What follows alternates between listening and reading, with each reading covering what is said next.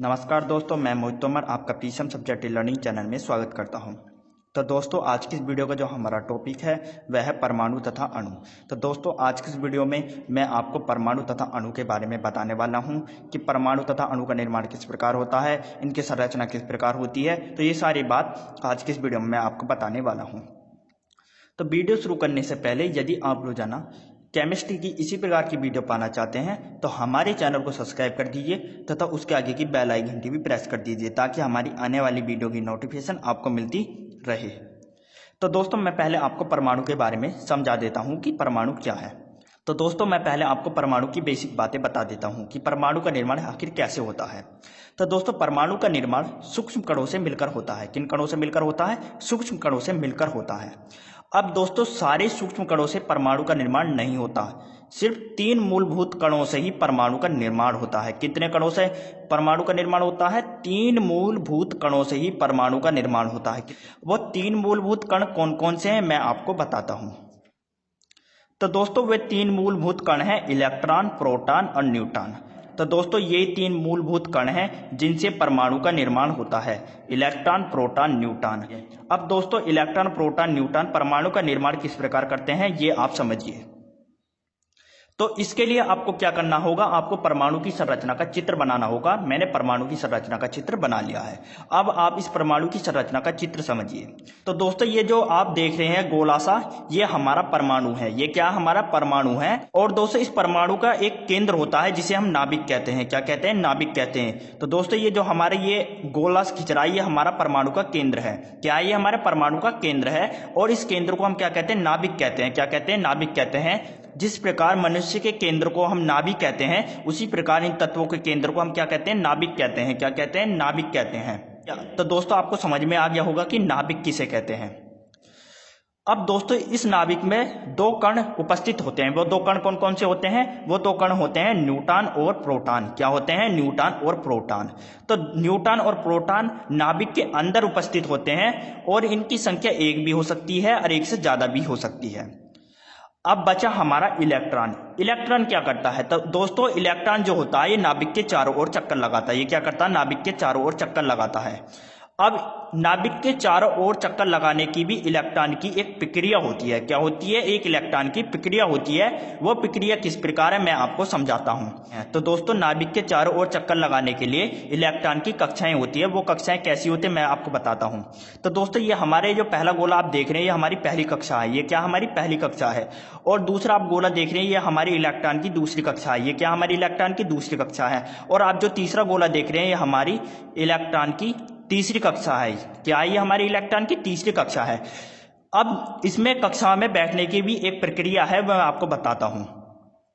पहली कक्षा में सिर्फ 2 इलेक्ट्रॉन ही रह सकते हैं। या तो 1 रह सकता है या 2 रह सकते हैं। 2 से ज्यादा नहीं रह सकते। आप जो ये बिंदु देख रहे हैं मोटे मोटे से, ये हमारे इलेक्ट्रॉन है। ये क्या हमारे इलेक्ट्रॉन है। तो पहली कक्षा में कितने इलेक्ट्रॉन रह सकते हैं? सिर्फ 2 इलेक्ट्रॉन रह सकते हैं। या तो 1 रहेगा या 2 रहेगा, इससे ज्यादा नहीं रह सकते। फिर आते हैं हम दूसरी कक्षा में। दूसरी कक्षा में इलेक्ट्रॉनों की संख्या होती है 8। कितनी होती है? 8। 8 से ज्यादा नहीं हो सकते, 5 हो सकते हैं, 6 हो सकते हैं, परंतु 8 से ज्यादा नहीं हो सकते। तो दूसरी कक्षा में कितने इलेक्ट्रॉन रहते हैं? 8 रहते हैं। 8 से ज्यादा नहीं रह सकते। तो दोस्तों, ये थी हमारी परमाणु की संरचना। तो इस प्रकार इलेक्ट्रॉन, प्रोटॉन और न्यूट्रॉन परमाणु की संरचना करते हैं और ऐसे ही परमाणु का निर्माण होता है। तो दोस्तों, आपको समझ में आ गया होगा कि परमाणु का आखिर निर्माण किस प्रकार से होता है। अब दोस्तों, बात करते हैं परमाणु की परिभाषा पर कि आप परमाणु की परिभाषा किस प्रकार लिखोगे। डाल्टन के अनुसार प्रत्येक तत्व अनेक सूक्ष्म कणों से मिलकर बना होता है जिन्हें परमाणु कहते हैं। परमाणु को विभाजित नहीं किया जा सकता, परंतु ये रासायनिक अभिक्रिया में भाग लेता है और यह स्वतंत्र अवस्था में नहीं रह सकता। तो दोस्तों, जितने भी परमाणु होते हैं ये सूक्ष्म कणों से मिलकर ही बने होते हैं। मैंने आपको वीडियो में बताया है। परंतु दोस्तों, परमाणु को हम बांट नहीं सकते और ना ही दोस्तों ये स्वतंत्र अवस्था में रहते। परंतु हाँ, ये रासायनिक अभिक्रिया में भाग लेते हैं। अर्थात ये जितनी भी रासायनिक अभिक्रिया हैं उनमें परमाणु भाग लेते हैं। तो दोस्तों, मेरे हिसाब से आपको समझ में आ गया होगा कि परमाणु है क्या और आपको परमाणु की परिभाषा किस तरीके से लिखनी है।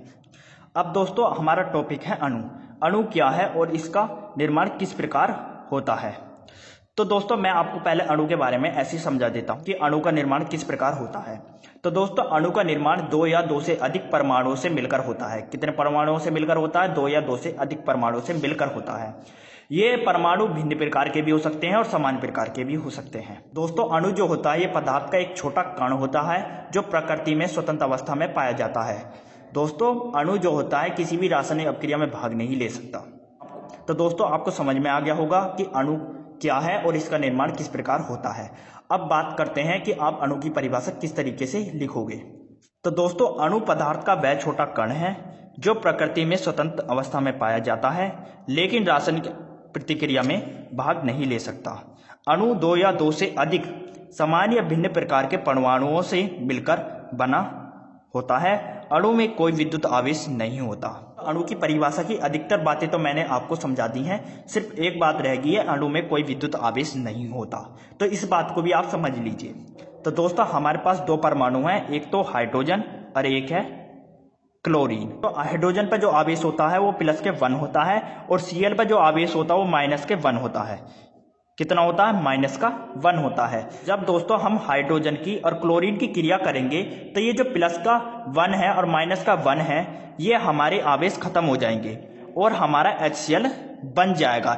इसलिए परमाणु पर आवेश होता है परंतु अणु पर कोई आवेश नहीं होता। तो दोस्तों आपको समझ में आ गया होगा कि अणु पर क्यों विद्युत आवेश नहीं होता।